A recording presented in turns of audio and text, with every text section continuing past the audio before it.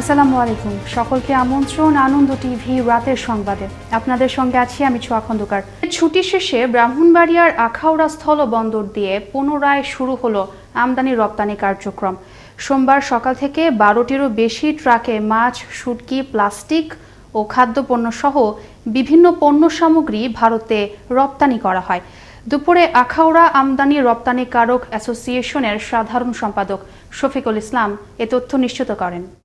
গেল শুক্রবার রাতে গাজীপুরের কালীগঞ্জের রাথুরা গ্রামে শুরু হয় 203-এর ঝগড়া থামাতে এগিয়ে আসেন স্বামী নাজমুল। এতে ঝগড়ার তীব্রতা আরও বৃদ্ধি পায়। এক পর্যায়ে শ্যামলী নামের তার দ্বিতীয় স্ত্রী নাজমুলের স্পর্শকাতর বিশেষ স্থান কেটে দিলে গুরুতর আহত অবস্থায় উদ্ধার করে তাকে হাসপাতালে পাঠায় প্রতিবেশীরা। এ ঘটনায় দ্বিতীয় স্ত্রী শ্যামলী রয়েছে পলাতক। আমার দ্বিতীয় স্ত্রী শ্যামলী আমার বাড়িতে আসছে, ঝগড়াঝাটি করছে। পরে মানে আমার পুরুষ যে অঙ্গটা এটা আপনার কাটার পরে এটা আমি চিলাপালা করছি। পরে এটার মধ্যে শিলি করছে, 21টা শিলি করছে। কক্সবাজারের পেকুয়ায় সরকার ঘোষিত লকডাউন বাস্তবায়নে আইন শৃঙ্খলা বাহিনীর পাশাপাশি কঠোর অবস্থানে থাকে উপজেলা প্রশাসন। শহরের গুরুত্বপূর্ণ পয়েন্টে চেকপোস্ট বসিয়ে দায়িত্ব পালন করে আইন শৃঙ্খলা বাহিনী। এ সময় জীবিকার তাগিদে বাহিরে বের হওয়া 23 জন অটোরিকশা চালককে 1 সপ্তাহের খাদ্য সহায়তা প্রদান করেন উপজেলা নির্বাহী কর্মকর্তা মোতাসেম বিল্লাহ।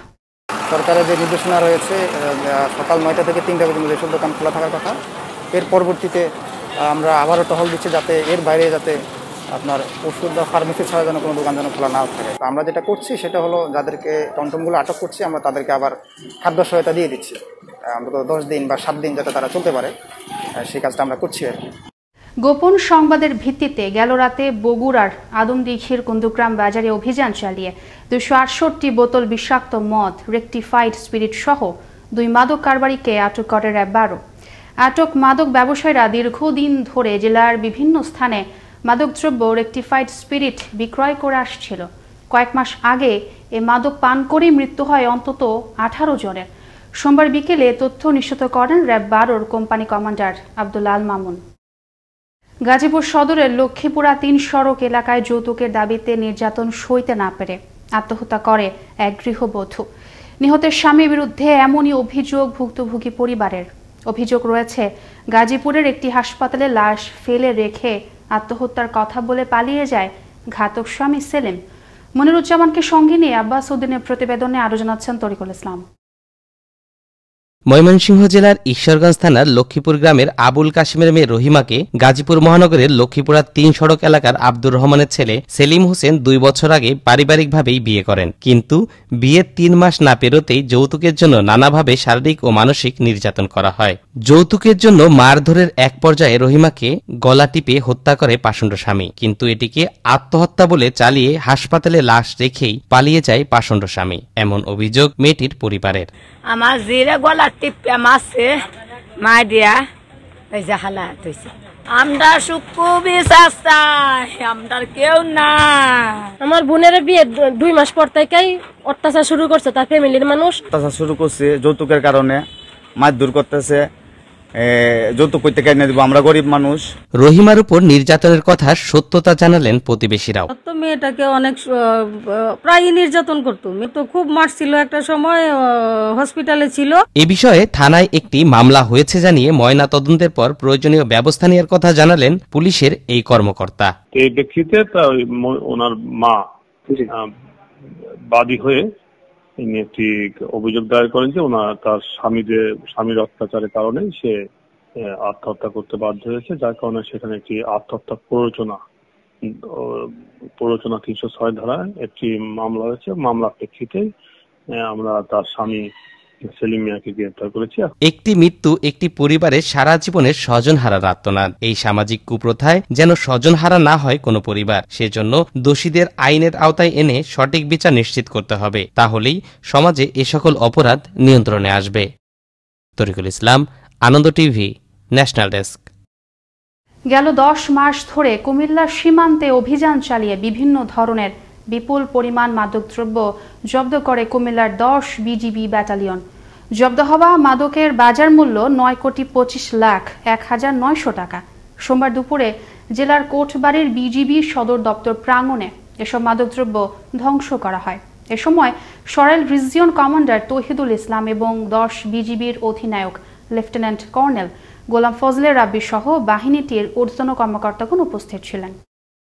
সোমবার দুপুরে গোপালগঞ্জের কোটালীপাড়া সড়কের মাইটস বাড়িতে অজ্ঞাত এক ট্রাকের চাপায় মৃত্যু হল এক নারীর।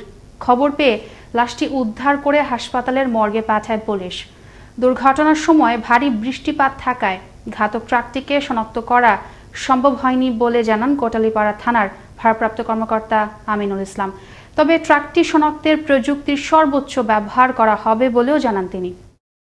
সোমবার সকালে টাঙ্গাইলের মির্জাপুরের গোড়াই খামার পাড়া থেকে 6 গ্রাম হেরোইন সহ 2 মাদক ব্যবসায়ীকে আটক করে র্যাব। এ সময় তাদের কাছ থেকে মাদক বিক্রির 6,500 টাকা উদ্ধার করা হয়। আটক মাদক ব্যবসায়ীদের মাদকদ্রব্য নিয়ন্ত্রণ আইনে মামলা দিয়ে মির্জাপুর থানায় হস্তান্তর করা হয়। দুপুরে র্যাব 12 CPC 3-এর company commander major Mushfiqur Rahman এ তথ্য নিশ্চিত করেন। নাটোরের লালপুর উপজেলা থেকে ডাকাতি প্রস্তুতিকালে দেশীয় অস্ত্রসহ 4 জন ডাকাতকে আটক করেছে র্যাব। গেল রাত 11:30টার দিকে উপজেলার ঈশ্বরপাড়ার চৌরাস্তা মোড় এলাকা থেকে তাদের আটক করা হয়। আটকের সময় উদ্ধার করা হয় ধারালো হাসুয়া, চাপাতি, চাকু ও খুর সহ বিভিন্ন দেশীয় অস্ত্র। আটক ডাকাত সদস্যদের বিরুদ্ধে লালপুর থানায় মামলা দায়ের করে সোপর্দ করা হয় বলে জানান নাটোর CPC 2 র্যাব 5 ক্যাম্পের কোম্পানি কমান্ডার মেজর সানরিয়া চৌধুরী। গোপন তথ্য সূত্রে আমরা খবর পাই যে লালপুর উপজেলার ঈশ্বরপাড়া এলাকায় বেশ কিছু লোক জমায়েত হয়েছে ডাকাতির উদ্দেশ্যে। তো সেই সূত্র ধরে আমরা র্যাব 5-এর নাটোর ক্যাম্পের একটি অভিযানিক দল এখানে এসে অপারেশন করি এবং ঘটনাস্থল থেকে আমরা 4 জন ব্যক্তিকে আটক করতে সক্ষম হই। এবারে কৃষি সংবাদ।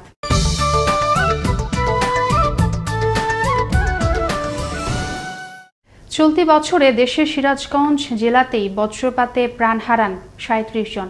এরই পরিপ্রেক্ষিতে প্রাকৃতিক দুর্যোগ ও বজ্রপাতের কবল থেকে সুরক্ষিত থাকতে সিরাজগঞ্জে রোপণ করা হলো 5 শতাধিক চাপালিশ গাছ। পাশাপাশি চাপালিশ গাছের উপকারিতা সম্পর্কে সবাইকে জানাতে জেলা কৃষি অফিস নিয়েছে বিভিন্ন উদ্যোগ। সিরাজগঞ্জ থেকে শিশির আলমে পাঠানো তথ্য ভিডিওচিত্র দেখুন ডেস্ক রিপোর্ট। দুর্যোগ ব্যবস্থাপনা ও ত্রাণ মন্ত্রণালয়ের দেওয়া তথ্য অনুযায়ী 2011 থেকে 2020 সাল পর্যন্ত দেশে বজ্রপাতে মৃত্যুবরণ করেছেন 2164 জন। গড়ে প্রতি বছর 216 জনের বেশি মানুষ প্রাকৃতিক এই দুর্যোগে মৃত্যুবরণ করেছেন। সবচেয়ে বেশি মানুষ মারা যায় যারা ঘরে বাইরে থাকেন। এক্ষেত্রে কৃষকদের মৃত্যুর সংখ্যাই বেশি। বজ্রপাতের হটস্পট হিসেবে চিহ্নিত হওয়া সিরাজগঞ্জ জেলায় চলতি বছর মোট 37 জনের প্রাণহানির ঘটনা ঘটে। আর এ কারণে সিরাজগঞ্জের উল্লাপাড়া উপজেলার পূর্ণিমাগাতি ইউনিয়ন পরিষদ চেয়ারম্যান নিয়েছেন ব্যতিক্রমী এক উদ্যোগ। রোপণ করেছেন 5 শতাধিক চাপালিশ গাছের চারা এবং সঠিকভাবে পরিচর্যা করে গাছ বড় করতে পারলে বজ্রপাত থেকে কিছুটা হলেও রক্ষা পাওয়া সম্ভব বলে মনে করছেন স্থানীয়রা। চেয়ারম্যান আলামিন সরকার চাপালিশ গাছ নিয়ে আসে বজ্রপাতকে নিধন করার জন্য। আমরা জানি বিশ্বের বিভিন্ন দেশে এই চাপালিশ গাছ লাগানো হচ্ছে এই বজ্রপাতকে নিয়ন্ত্রণ করার জন্য আর কি। বিভিন্ন রাষ্ট্রে এই গাছ লাগায়। এই গাছ লাগানোর ফলে এই গাছের উপকার হবে, এই গাছে বজ্রপাতে নিদর্শন করবে। বজ্রপাত থেকে জনগণকে রক্ষা করতেই এমন ব্যতিক্রমী উদ্যোগ নেওয়া হয়েছে বলে জানালেন এই জনপ্রতিনিধি। সিরাজগঞ্জ জেলা এই বজ্রপাতের হটস্পট হিসেবে চিহ্নিত হয়েছিল। তার ধারাবাহিকতায় আমাদের উল্লাপাড়াতে কিভাবে বজ্র নিধনের ব্যবস্থা করা যায় চাপালিশ গাছের সন্ধান পাই এবং এই বিরল প্রজাতির চাপালিশ গাছ আমি 500 গাছ সংগ্রহ করি এবং আমার এলাকায় বিভিন্ন জায়গায় আমি এই গাছ রোপণ করি। পূর্ণিমাগাতি ইউনিয়নের 5 শতাধিক চাপালিশ গাছের চারা রোপণের এ প্রকল্প সফল হলে অন্যান্য ইউনিয়নেও বাস্তবায়ন করা যেতে পারে বলে জানালেন এ কর্মকর্তা। আমাদের পূর্ণিমাগাতি ইউনিয়নের চেয়ারম্যান মহোদয় উনি চাপালি গাছ সংগ্রহ করিয়াছেন আমাদের কৃষিবিদের মাধ্যমে। পূর্ণিমাগাতি ইউনিয়নের বিভিন্ন এলাকায় রোপণ করা হয়েছে। আশা করা যায় যে চাপালি গাছ বড় হয়ে বজ্রপাত নিরোধকে ভূমিকা রাখবে। বজ্রপাত ও প্রাকৃতিক দুর্যোগের ক্ষয়ক্ষতি মোকাবিলায় সরকারি উদ্যোগের পাশাপাশি হতে হবে নিজেদেরও সচেতন, এমনটাই বলছেন বিশ্লেষকরা। মুস্তফা কামাল তোহা, আনন্দ টিভি, ন্যাশনাল ডেস্ক। এই ছিল এখনকার মতো। আনন্দ টিভির সর্বশেষ সংবাদ এবং বিনোদন সবার আগে দেখতে ভিজিট করুন www.facebook.com/anondtvbd পেজে। ধন্যবাদ সকলকে, শুভরাত্রি।